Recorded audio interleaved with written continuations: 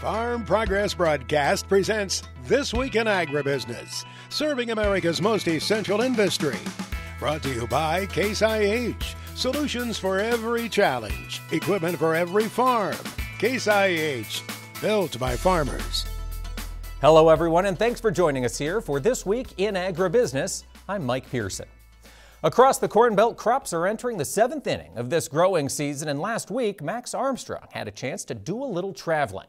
He caught up with Nick Royston, who's a technical services representative with BASF covering northern Illinois and Wisconsin, and Max asked him how crops are looking across his region. We've been in a little bit of a Goldilocks zone where we're at. We've had not too much heat, but just the right amount, not too much cold, but just the right amount. Not too much moisture, but you could argue maybe a little too much, but really kind of fits right within that window where the crops are really looking good. Been really impressed with where we're at. Really reached a lot of the reproductive stages at this point, but overall been very impressed. Got a lot of really good looking corn and beans out there this year. It got off to a good start? Yep, absolutely. It took a little bit to get planting in some areas because it was just so wet, but once we got the crop into the ground, it had plenty of moisture, plenty of heat to be able to really get up and going pretty fast. Assuming normal weather. I know it's a big assumption. Yeah. When do you think the corn and bean harvest will start in your area? That's that region north of Interstate 80 in Illinois. Yep, I would figure we'd be going probably mid-September onto October. It won't be long from now. The corn's a lot of the stuff that got in early, that'll go pretty quick here pretty soon. But overall, up in Wisconsin where I cover, there is some stuff that was planted later. That stuff might get pushed back later into like November. But everything else, where you got into that nice kind of May window, I'd really think in that easy target September to October, I think we'll be going pretty well. Thanks, Max and Nick, for that update on the crops there in northern Illinois and Wisconsin. Technology is crucial in agriculture, and the data that technology captures needs to be used by farmers.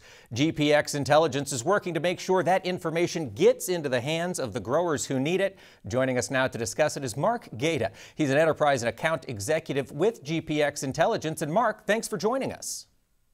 Absolutely. Thanks for having me. Good to be here. Give us an overview of GPX technology. What are you guys doing? We are pioneering, I guess, in the space of geolocation. Very exciting in the agricultural space, relative to locating equipment, tracking temperature and humidity, on powered and non-powered assets. So we're providing a lot of benefit to the farmers that are out there that might not have real-time visibility into what they're doing. And of course, this technology, you guys have had it out there for a few years. You've worked with farmers across the country. What's been the feedback so far from those growers utilizing the tracking technology? Yeah, absolutely. Feedback's been very positive. It gives them the ability with, pieces of equipment like trailers and watering implementations and so forth that aren't powered versus powered pieces of equipment to be able to put trackers on them and get real-time geolocation data as to where they are, how they're benefiting, moving through the fields and so forth. So it's been very positive. It gives them, like I said, real-time visibility into what they're doing and where their equipment is. And it helps set us up for the future. Mark, I understand FDA is changing some regulations around food traceability beginning in 2026. Can this tracking technology help growers meet those obligations? Absolutely. I mean, this is giving growers from the farm to the consumer traceability and trackability on all of the products that they're moving. So like I said, between geolocation, dwell, how long products might be sitting in a particular place, temperature, humidity, it really gives them a read on the environment, where that food is, and what it's doing between the time it's harvested till the time it actually gets to the consumer. So it's expediting that process and giving them, a real ability to look into where their produce, for example, would be going and how long it's maybe sitting in a place that could be too warm, is creating spoilage or something along those lines. So yeah, absolutely. Mark, how can this technology help reduce harvest spoilage, particularly as you look at that cut to cool time? Yeah, absolutely. I mean, I think people first think of the wasted food, right? And food being spoiled. But when you back out of that, you look at the water that was used to grow that particular food, the employees for the farm that were used to pick the food, right? So there's a lot of time and there's a lot of ancillary waste that goes on beyond just the food itself being spoiled. And I think that's a big piece. And it becomes, water's a precious resource. It becomes an extended cost. There's a lot that we can do to help just beyond the spoiled food. Mark, if we've got listeners who want to learn more about the technology that GPX is bringing to the table for growers across the country, where would you advise they go? Best location is gpx.co. So www.gpx.co. That's our website. We'll be at the Farm Progress Show at the end of August. We'll have a booth, so come by and see us and ask us lots of questions. We'll have trackers on machinery within the show itself. So we'll have real-time data being fed to our monitors and our computers so you can see exactly how this all works. So it's pretty dynamic and pretty exciting.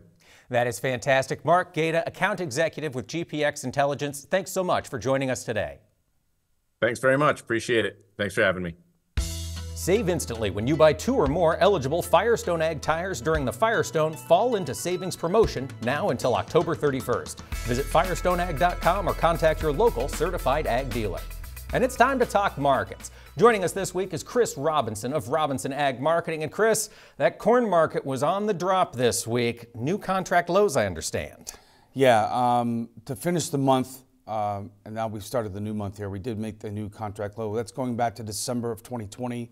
The old low for this contract, DEES 24, was $395.5. I think we printed $395.25. So it's kind of good news, bad news. The machines needed to go get that print. We'll see if we can get some upside momentum there. You may see some short covering, but certainly, that was it was the end of the month, and they always kind of dress up their positions if they can. And I think that's the thing that we're looking at. We've got a big crop. Everybody knows it. The next crop that's coming in, we have not had a weather issue to shave off yield. And demand has been okay for corn, nothing gangbusters. And, we've seen very tepid buying. We saw some Chinese buying this morning, but why wouldn't they? Soybeans are, dancing with, $10, 3-year lows. So, it's going to be tough sledding ahead, unfortunately, I think. But as you mentioned, you had to see this print, at least in the corn side. We had to get down, we had to test this. Now as the market looks ahead, what are the news events that could help prompt a rally? Is there anything coming before the USDA supply and demand estimates? No, I think that we're going to have to, we keep waiting for a weather issue. That ship has sailed.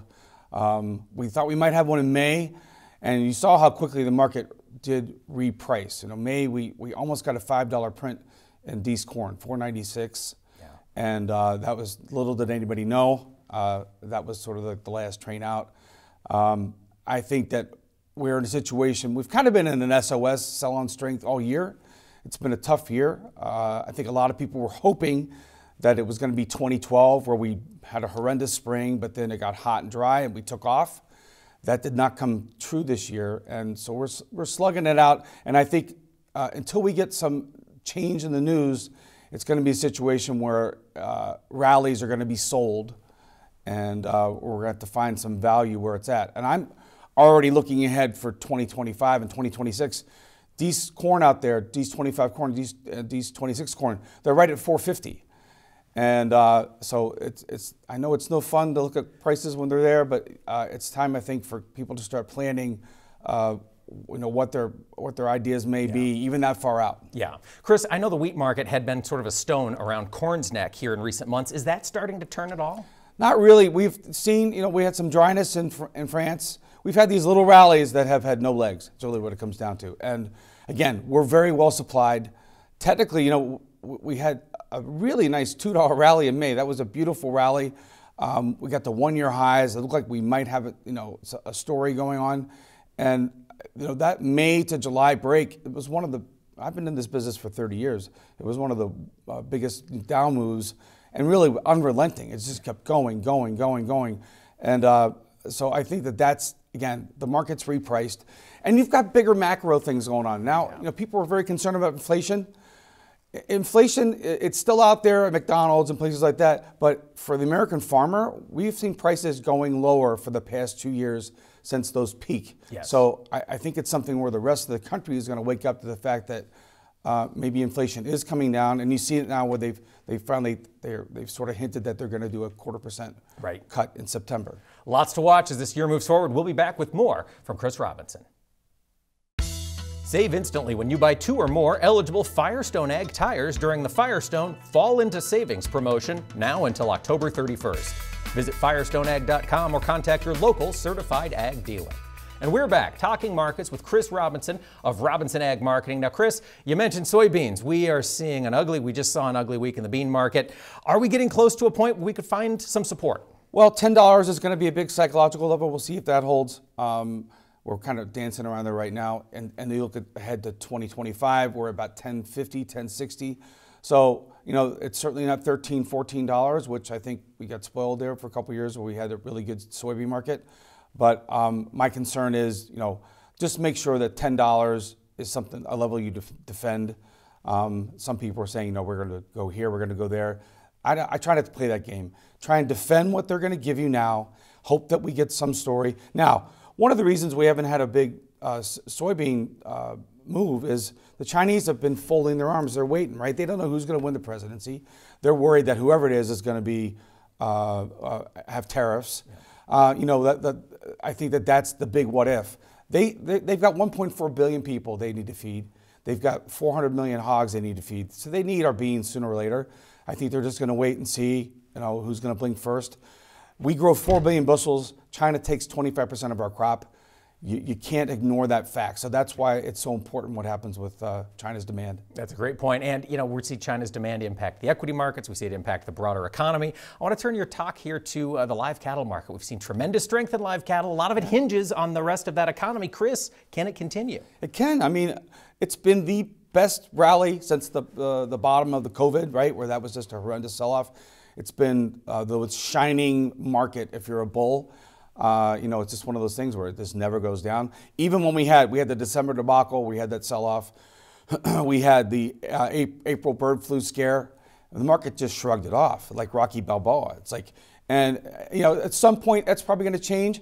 I compare it to this. Remember $8 corn? When you're at 10-month highs or near record highs in live cattle, 180, 190, you've got feeders at 260, 270. It's a blessing. Take advantage of it. We know how these markets can turn. And luckily, we've continued to have, every time there's a little blip in the stock market, it comes back. There's a big correlation between live cattle and the S&P 500. That's my biggest concern. If we were to have a 30 or 40% correction in the S&P at some point, that would put pressure on the cattle. So protect. But, if you're looking for a good story in the ag sector, it's live cattle. It's still moving. That's still where it is. Yeah. And feeder cattle with this break in corn probably starting to look like they might pencil a little easier. A little bit, but also there's some technical things there. The market is overdue for a correction. I would always say this has been the market that justifies using puts. Anybody that used futures, you sold futures and you lost all that money all the way up making margin calls. If you bought a put, yeah, you lost money on the put, but you made all that money in the cash market. They're going to be studying this market as a perfect market to use put options as a hedge for decades. Absolutely. Chris Robinson, Robinson Ag Marketing, thanks for joining us this week. Thanks a lot. Greg Solier now brings us his farm weather forecast for the week ahead. Well, Greg, those wildfires have been a concern out west. Any relief in next week's forecast? Very subtle relief in primarily the Pacific Northwest, but a lot of times, Mike, when you get some sense of moisture and fronts that arrive, we stoke up some lightning. You still have the monsoon set up, and you're still running around with dry-based thunderstorm activity. I believe the count now is about 350,000 acres up in smoke from the Pacific Northwest to the Southwest, and about 100 of those fires, by the way, are situated in California, Northern California, around the Chico area. So here it is, the hot ridge, the 95 to 105 degree heat, and some of these dry-based thunderstorms as far north as Yellowstone.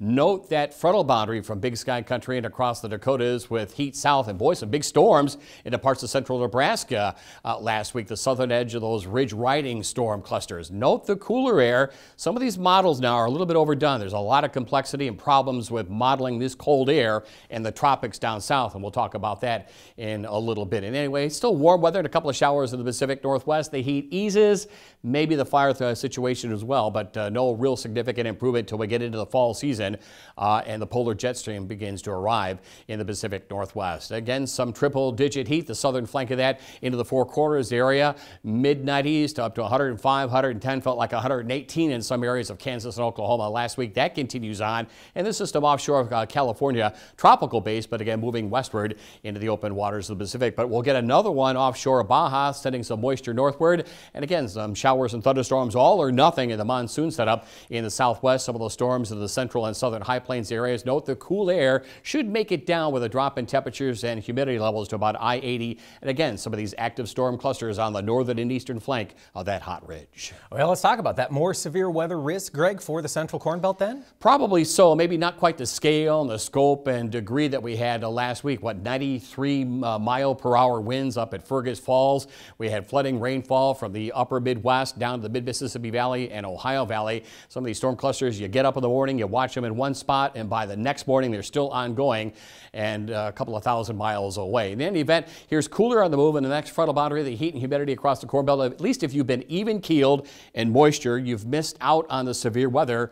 You ought to be looking at some pretty good stands. The only, at least accoutrement to that would be probably the heat issues regarding pollination and certainly tasseling. In any event, cooler air should make it, along with a drop in humidity dew points, to about I-70. We think anything farther south is overdone. Nice field of outdoor work across the upper Midwest, and a couple of showers and thunderstorms in the transition as well. Here is the southern end of the triple-digit heat. It has been tough on man and beast in the pasture lands as well across Kansas and Oklahoma. Scattered storms along the Gulf Coast, south of the ridge, along areas of the Rio Grande into Old Mexico. Little change in the southwestern parts of the country. This is one of potentially 3 systems in the Atlantic Basin, including the Gulf of Mexico.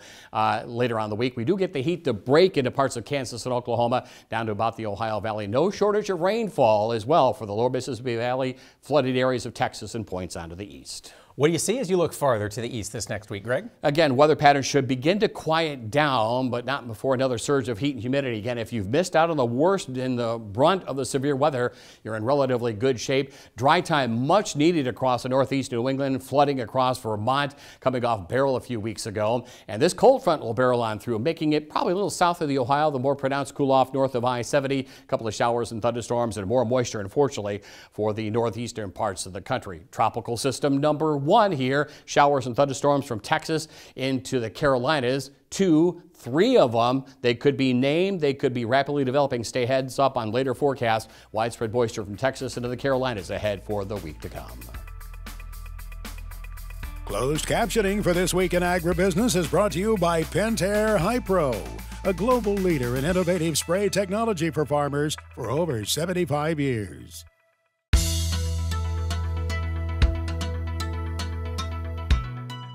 Welcome back to This Week in Agribusiness, ladies and gentlemen. This past week, northern Corn Belt growers saw a lot of severe weather. Far western Wisconsin was no exception. Joining me now to talk about things in Durand, Wisconsin is Brian Winnikins. He's the owner and farm director of WRDN Radio there in Durand. And Brian, thanks for joining us today. You're welcome. Thanks for having me. Your region, it sounds like, saw some excitement this past week weather-wise. Brian, fill us in.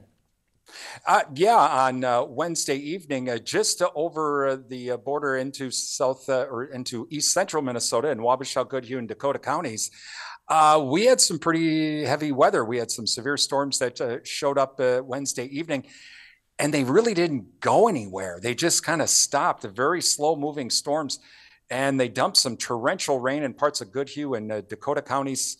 Radar estimates indicated 4 to 6 inches in some areas, causing some flash flooding in Wabasha County near Plainview, Minnesota. 1 3/4 inch hail as well. And the big thing was, Mike, was the storms just didn't go anywhere. You'd watch the radar. I was here at the station doing weather reports, and it was like the radar just kind of was sitting there doing nothing. Nothing was moving. Oh. And that's kind of really what caused some of those issues here in the immediate Durand area.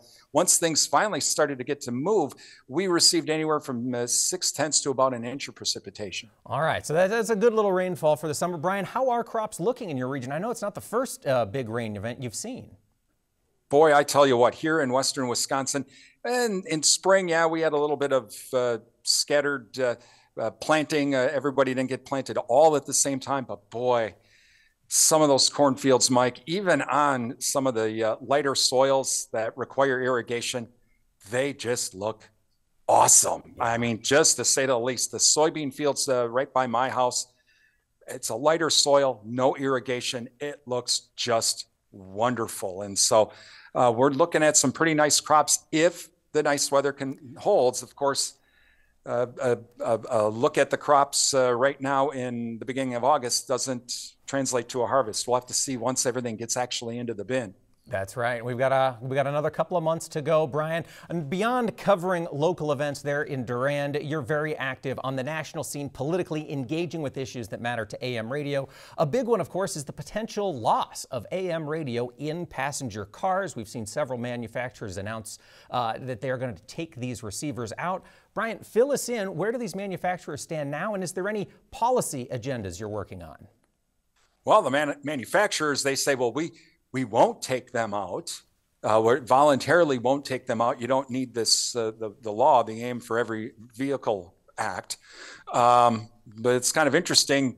They're spending millions of dollars in lobbying right now. General Motors leading the way to try to run the clock out on the bill. The bill basically has enough support in the House and the Senate to move forward. They just haven't moved it out of committee.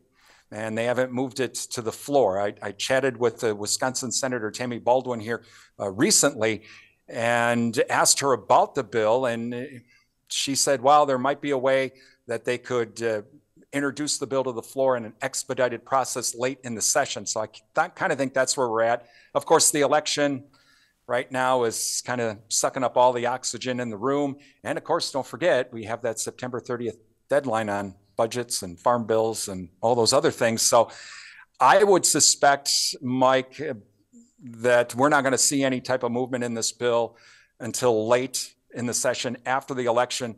But that means farmers and those watching, you need to stay in contact with your local representatives to tell them to move this bill forward, and also stay in contact with the vehicle manufacturers and say, look, this isn't going to stand. If you take these receivers out, that's fine, take them out. We just won't buy your new vehicles. That's the key. Now, Brian, for viewers who maybe aren't up to speed on the AM radio in every car bill, what would it require? What would that piece of legislation mandate? Basically, what it would mandate is that vehicle manufacturers that sell vehicles here in the United States would have to keep AM radio in their new vehicles. If they don't, they would have to have some type of a warning on the sticker of the vehicle, somewhere on the vehicle before it's even purchased, that to let consumers know that this vehicle does not come with an AM radio. So that's really the gist of it, Mike.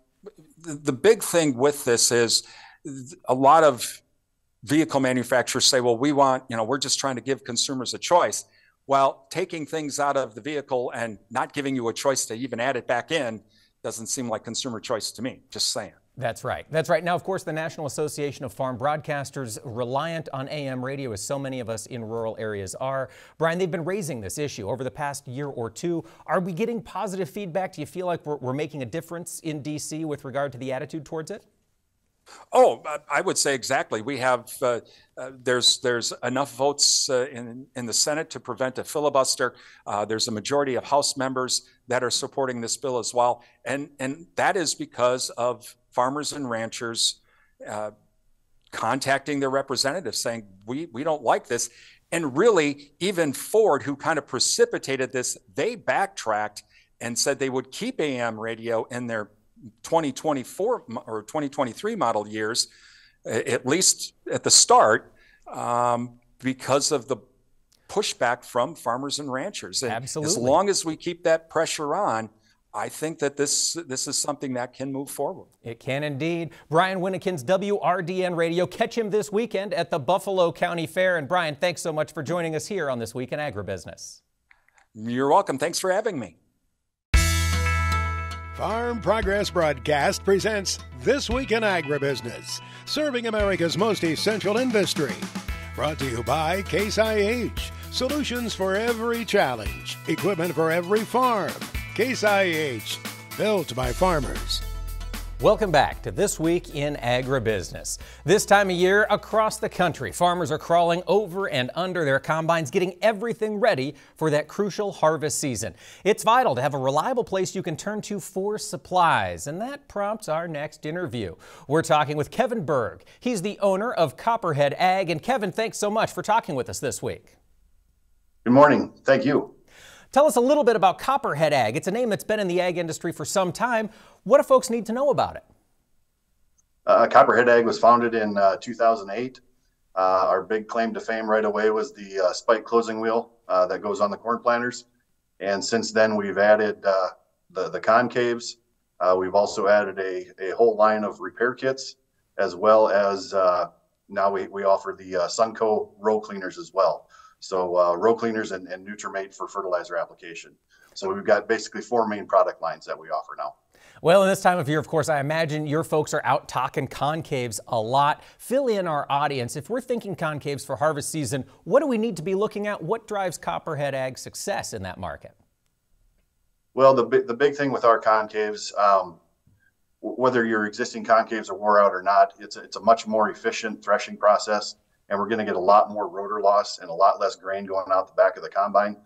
The concaves have a restricted flow, and so we get more grain on grain threshing, and it's just a lot easier on the sample, and especially in wheat, high yielding wheat, we've been able to really increase ground speed and throughput during the wheat harvest season this year. And what's been the farmer response to the Copperhead concaves that have been out there working? They're fantastic. We have the ability to use a drop pan test, and I mean that's the true test. You look in this drop pan and compare the OEM concaves to the Copperhead concaves, and you can just physically see the difference. Guys are getting significantly less than 1 bushel out the back, and not only in wheat, but also all kinds of different small grains. And you also see the benefits in the corn and soybeans. So it's a scientific test. It's easy to do, and farmers love them. And it shows the results. And I'm guessing with results like that, you've got new dealers trying to get involved and work with Copperhead. Kevin, fill us in. What's the footprint now look like for Copperhead Ag? Well, we are nationwide, and right now our sales guys are out beating the path, and we're really looking to sign on more dealers for our products. We have them out in Washington State all the way, to Ohio and the East Coast. So anywhere in between, up into northern North Dakota, Minnesota, and even into Canada. So we're continuing to set up new dealers, and that's the best place to start is talk to your local dealer and inquire about the product, and they can get a hold of us. Absolutely. And if you're unfamiliar with Copperhead, I understand you will be at both the Farm Progress Show and Husker Harvest Days, so folks can stop in and see the products close at hand, right? That's right. We'll be at Husker Harvest Days, Farm Progress, a lot of the local area shows as well. We're doing some open houses this summer. So our guys are going to be out and about. We'd love to have you stop by the booth and see our full product line. Fantastic. Kevin Berg, owner of Copperhead Ag, thanks for joining us this week. And you can learn more at copperheadag.com. Greg Sodier is back now with his extended farm weather forecast for the nation. Well, it looks like next week could be active. Greg, who's going to see the potential for some rainfall? Well, hopefully some rainfall in some of the worst drought areas. Probably we don't need another drop of rain in the worst wet areas and flooded out areas of eastern Texas. We do get some dry time for now into the northeast of New England, but all this could change over the southeastern part of the country and up the eastern seaboard. Note 1, 2, 3, 4 tropical systems. Of course, the one through Baja is going to drift back to the west. There could be development on any one of these things coming out of the Gulf and southwestern parts of the Atlantic. It is going to be a hyperactive, ramped-up tropical season with short notice. Note the good coverage of showers, thunderstorms early in the week through the upper Midwest, western Corn Belt. Some spots don't need any more rain. Other ones are even keeled. Scattered stuff across the Pacific Northwest. The monsoon setup continues in the southwest. Little or nothing to maybe a quick downpour in some of those thunderstorms in the desert Southwest. What are you watching temperature-wise as we get to the week of August 12th? We think there's going to be a quick erosion again of some of this cool air. It may be a little bit overdone in some of the maps and charts that turn up on the internet, but here it is, a slight drop off in temperature and humidity levels. Far more comfortable outdoor work environment. Heat is still situated over the southeastern part of the country, the real heat ridge over southern Texas into Oklahoma and across the western reaches of the country. And we do at least portray some better news from a drought standpoint across parts of the western Corn Belt, plain states. This will be tropical rains and maybe a developed system coming ashore into the mouth of Mississippi River Basin and into the mid-Atlantic region as well. Some welcome rains, but probably some of those rains too could be of a flooding variety coming off a tropical feature. As we get to the week of August 18th, Greg, does that heat dome coalesce? Yes, it's back into play and, of course, assisting in the development of these hot ridges over the central plains and the southwestern part of the country. Sometimes there are these tropical systems offshore. We'll get to that in just a second. Still some lingering cool air, mostly attributed to clouds and moisture through the mid-Atlantic region, the northeast and New England. The hot ridge to about the Mississippi Valley with more triple-digit readings for late August onto the plains and interior west. Here is 1, 2, 3 potential systems. Widespread rainfall is going to get to a point. This is going to be a flooding situation, mid-Atlantic region in the southeastern part of the country. Again, we've gone from a drought to a flood. Another example of it, drying out for the western Corn Belt back into the plains, and a typical setup of normal moisture in the southwest with the monsoon season there. Week of August 26th, Farm Progress Show in Boone. How hot's it going to be? Oh, it's going to be hot. I'll be first in line at the air-conditioned booth. There you go. Probably some low and mid-90s, and that could be a conservative number at Boone, Iowa. Cool air moves on out. The hot ridge is in position right here, and of course, north and west of the Atlantic Basin storm track, tropical systems puffing up high pressure across the plains. Look at the wet weather. Southwestern part of the country, flooding issues with tropical weather too for the southeast, and all the way up and down the eastern seaboard. Use care and caution. Our Farm Progress Roundup is sponsored by Brandt Industries. Lead the field with Brandt's lineup of heavy-duty grain carts and make the most of your harvest season. Visit brandt.ca for more. This week, we're taking a look at crops around the country. Joining us from up north is Sarah McNaughton. She serves as the senior editor for Dakota Farmer. And Sarah, thanks for joining us. Yeah, thank you for having me. Let's get the rundown. How are things looking across the Dakotas agronomically? You know, they're pretty good for the most part. We started off with kind of a cool, wet start to the season, got a lot of rain, some guys planted late, but we've really got some heat coming in these last couple weeks, which is really helping push the crop forward. And I know small grain harvest is getting ready to roll around the Dakotas. So overall, it turned out a lot better than I think a lot of people thought. That is good to hear. That heat helped some folks this summer. Sarah, you cover a lot of different things across the Dakotas as senior editor of Dakota Farmer, but you also wear another hat, which is co-host of the FP Next podcast. Can you tell our audience a little bit about what that is? Yeah, so our FP Next podcast is one of our latest digital offerings from Farm Progress. Just trying to make sure we get more information out, and we cover anything and everything in agriculture. And our next few episodes are going to be what we call a Farm Show Fever, talking all about Farm Progress Show, Husker Harvest Days, and how to make the most out of your time at those farm shows. Now, Sarah, I understand FP Next comes out every other Wednesday, correct? And it'll be coming out on August 6th. Is that the next one? Yep, August 6th. So it's every other Tuesday. Every other Tuesday, folks. Be sure to get that right. Yeah. And who will you be talking to on the next episode? So next episode, we're talking with National Events Director for Farm Progress, which is Matt Youngman, and he's got a lot of great stories to share, what the new tech is going to look like at the farm shows, and then again, how they're going to make this the best farm show season yet. Now, ordinarily, of course, the podcast is audio only, but things are changing a little bit, right? Is that right, Sarah? Yeah, so this is going to be our first video episode, so you get to see into our offices and our work from home space, and just adds a little bit more to the podcast. And it's a really entertaining episode, and it should be a lot of fun, so I hope people really enjoy the video aspect. Well, speaking of a lot of fun, we're gearing up for farm show season here at Farm Progress, Sarah. And of course, you will be at Husker Harvest Days coming in September. What are you excited or what are you looking forward to cover at the show?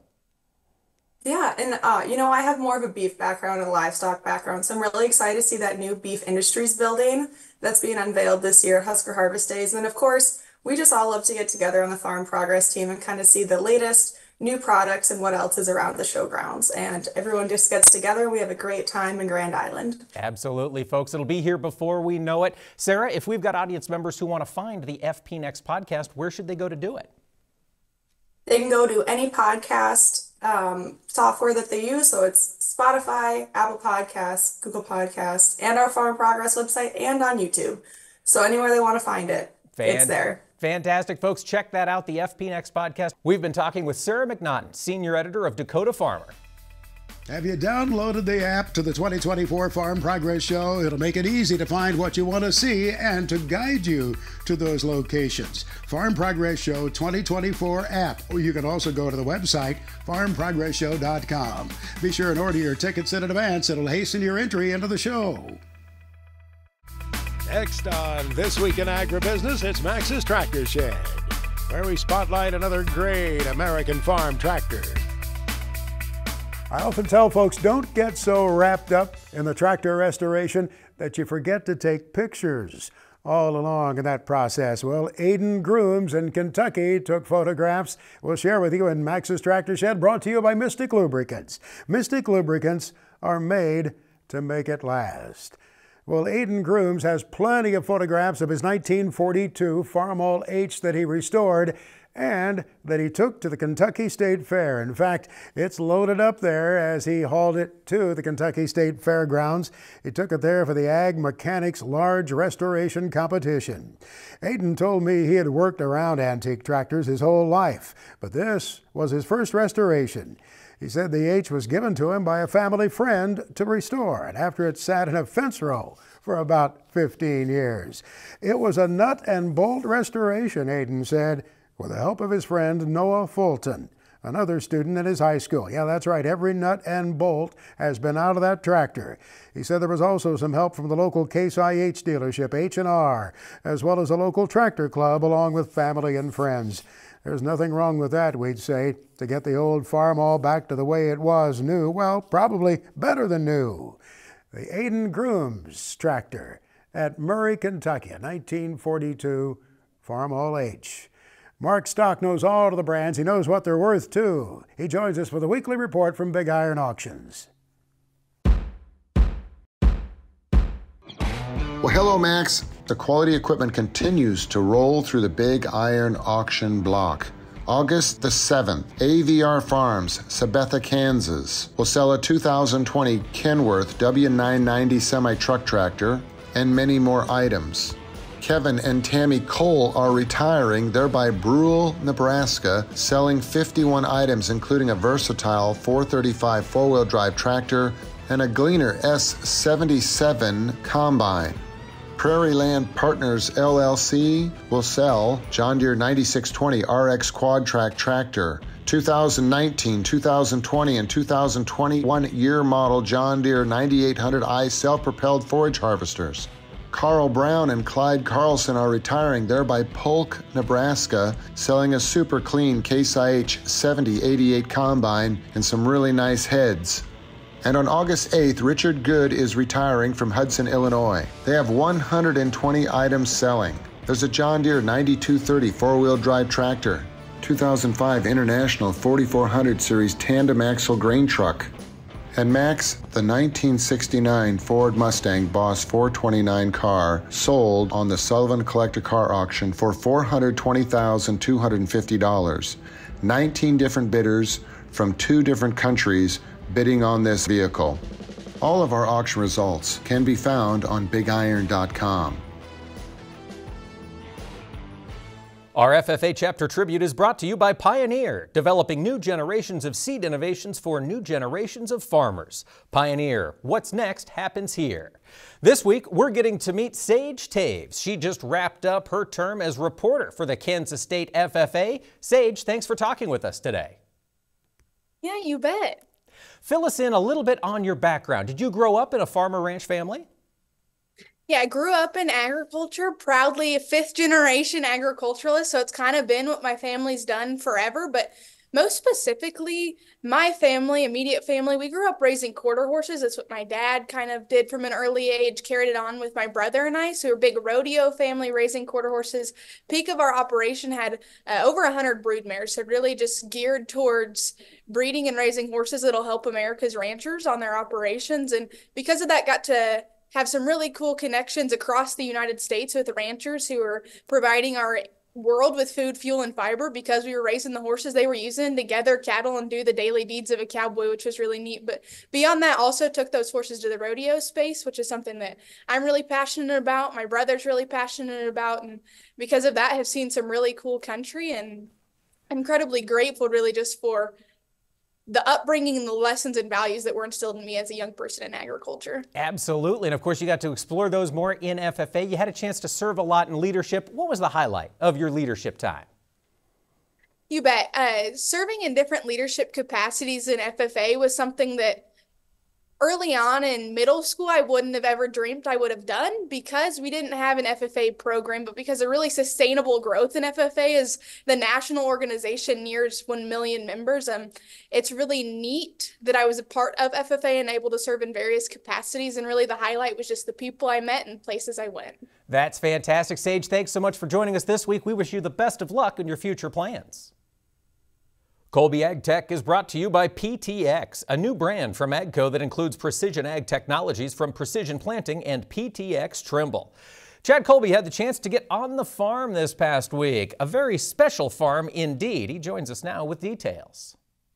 I'm fortunate living in central Illinois. I drive by Pontiac all the time, and my eyes always look to the east because that's the home of Precision Planting Institute.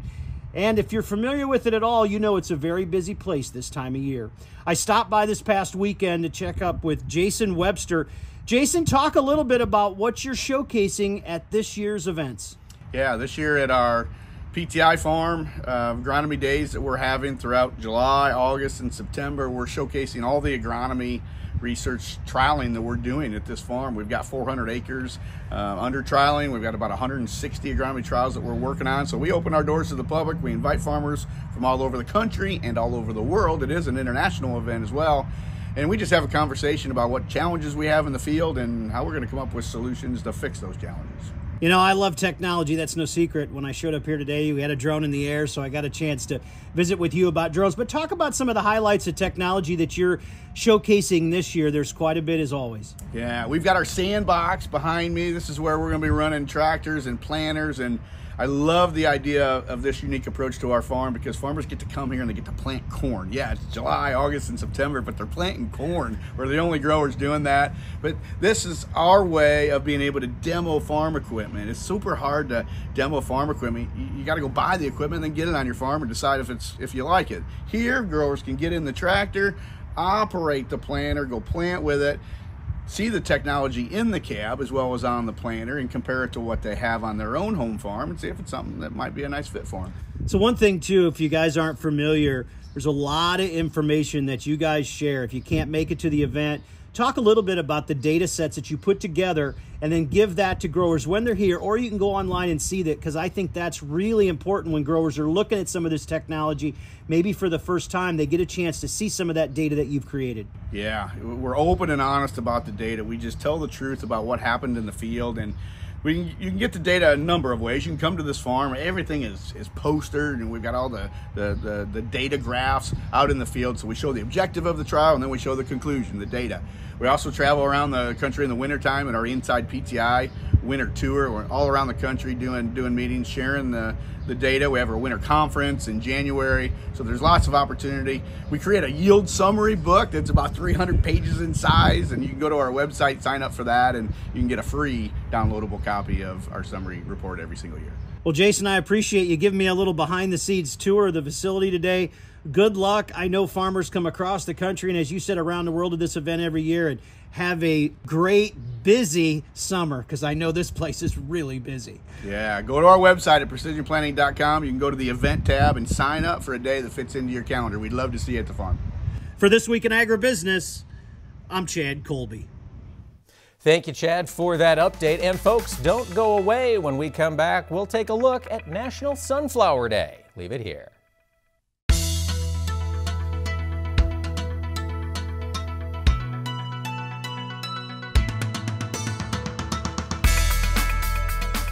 While there is no National Corn Day, June 11th was National Corn on the Cob Day. It seems like there's a national day for just about everything. And Al Gustin joins us this week to tell us about National Sunflower Day. The nation's farmers planted 860,000 acres of sunflowers this year.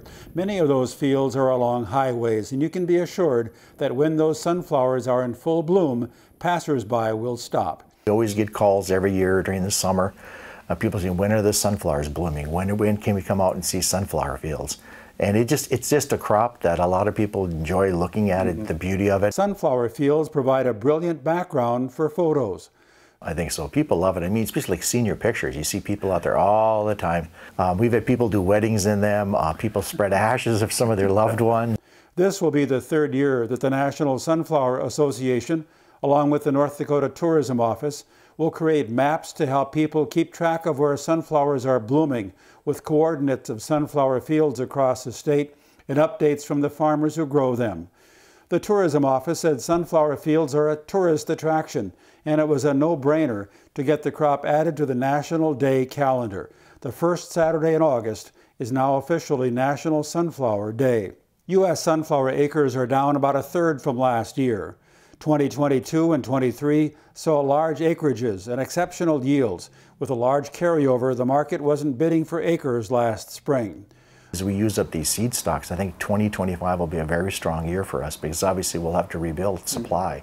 To meet a growing demand, he says, with growth in demand for sunflower kernels, for sunflower oil, and for sunflower as bird food. With this year's smaller acreage, sunflower prices already show signs of rebounding, and so there might be more sunflower fields next year. It's just a crop that works in really well in the rotation here. It fits the needs of the climate. And paints a pretty picture. For This Week in Agribusiness, I'm Al Gustin.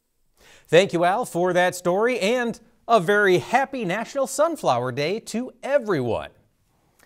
Thank you all for taking the time to join us here today for This Week in Agribusiness. We'll be back next weekend covering the important issues that move agriculture right here. We'll see you then. This Week in Agribusiness has been brought to you by Case IH.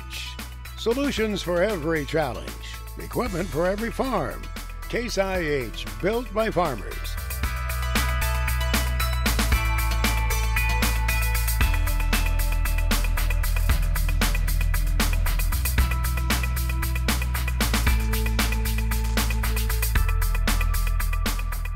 This Week in Agribusiness is produced by 22 Creative Group and has been a presentation of Farm Progress Broadcast. We invite you to visit us online at agbizweek.com.